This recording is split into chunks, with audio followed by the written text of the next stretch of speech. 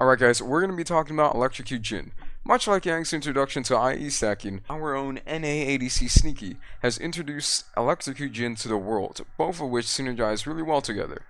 From the feedback I received on the last video, I'm going to keep this one relatively on the short side and with important details only. If you have anything specific to ask, write it in the comments and I'll reply to it. Now, what exactly is the point of Electrocute? It's meant to make your trades hurt more in lane, as well as giving you additional burst when you're focusing a target.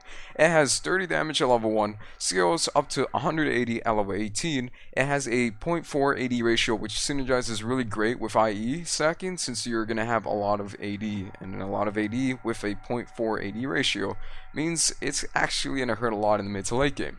Now, a good way to think about Electrocute is a press the attack, but it works on Jhin. So press the attack, 3 autos, it does flat damage, and then increases your auto attacks after the 3 autos.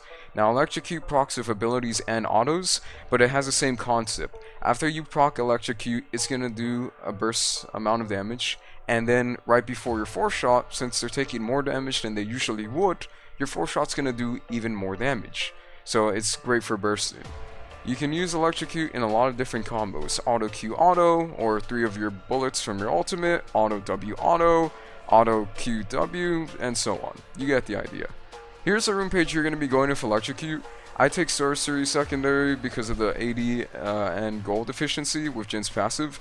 Some people would take Inspiration and Triumph, but I take Sorcery. Currently, Fleet and Electrocute are the best runes for Jhin. It's going to depend on your own playstyle and sometimes the matchup. Fleet provides mobility and sustain, Electrocute provides additional bursts and lane power. So, good matchups for Electrocute is when you need the extra all-in damage to win your laning phase, and usually it helps the most against Jhin's counters. So think about people like Draven, Lucian, and Tristana. Matchups for Fleet is when it's going to be hard to proc Electrocute with auto attacks without taking a lot of damage back. So think Caitlyn with her long range, because if you walk close to her to auto attack and proc your Electrocute, she's gonna Q you in the face and then auto you a couple times and then you lose the trade. Or lanes that have Nautilus and Thresh, because if you walk up to auto them to proc Electrocute, they're gonna use that as an opportunity to engage on you.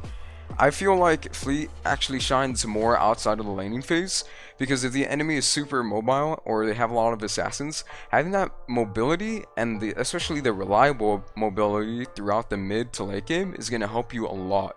Personally though, I've been using Electrocute more often, especially in Challenger and Grandmaster, because being able to burst someone helps me win my games, because usually what I try to do is, Jhin isn't the best frontline ADC, so Vayne and Kai'Sa, they can stand in the front and just kill everyone immediately with like no problems, right? Anyone who's in front of them, they just kite kill.